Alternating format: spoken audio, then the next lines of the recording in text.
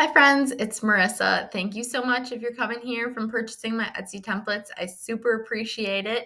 And if you have not yet purchased the Etsy templates, I will leave the link in the description for you to go check them out and all the other things that I have listed out there.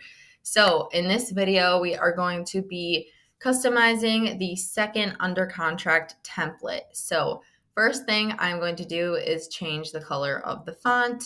So you can come up here. If you don't want it to be brown, I could change it to this dark blue. You could change these. You might hear Neptune in the background during this video. He just cannot be stopped. You could change these to a different color as well if you wanted to. We're going to change this house to a blue.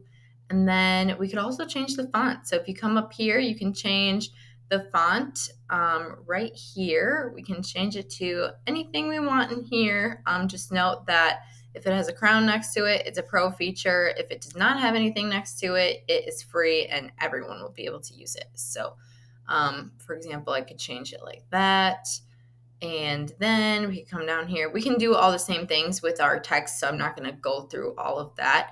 But then if we change this to a different color too, and we could adjust the transparency up here to be either 100% for like a blocky solid color, or we could have it be a little bit see-through. So I'm just going to keep it a little bit see-through.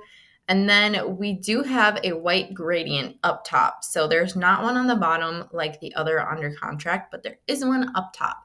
So if you come over and you are going to insert your picture of your listing, you may notice that it starts to try and auto-populate into the gradient. So what you can do is either drag it down here to the bottom, or you can just move your gradient over a little bit. It definitely moved the wrong thing. So we're just going to click on the white, move that over, and then I'm going to insert this into there. If you want to crop it, double click in, and then it's a little laggy today, but it will let you adjust it. So I can make it bigger and I can drag it down and all over the place until I'm content with how it looks. And then I can drag my gradient back. If you don't like the white gradient, if you would like a black gradient, I found it in Elements. So you're going to go up to Elements and you can search for black gradient or whatever other color that you might want. A lot of these are going to be pro, I think, but you might be able to find some that are free. And then I basically just use the rotate and I flip it upside down. So you could use this one and then make it bigger. You can make it take up the whole thing. If I was going to use this, I would go ahead and delete the white one first, but this is just for showing you what it might look like. But then I could change my fonts to a white color so they stick out a little bit more. If it ends up in front of your fonts or something that you want to be able to access, you can go to position and you can adjust where it is at. So if you drag it down, it's going to be behind these things. If you drag it up, it's going to be in front of those things. So that is pretty much it, I think, for this under contract one. Make sure when you drag the photos that you drag them to the edge so that they can grab and populate into that frame.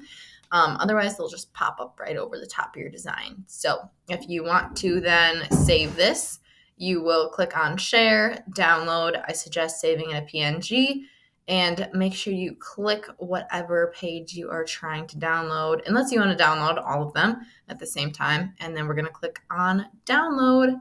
What I would recommend too, if you are going to use any of these, well, you probably use these for multiple listings.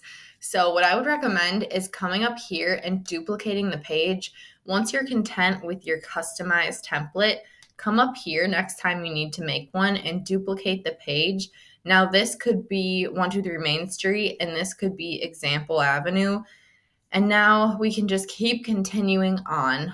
You could even just like make a copy of this entire thing if you want to keep all of your templates in one spot and then come back and do this one. You could do it that way too.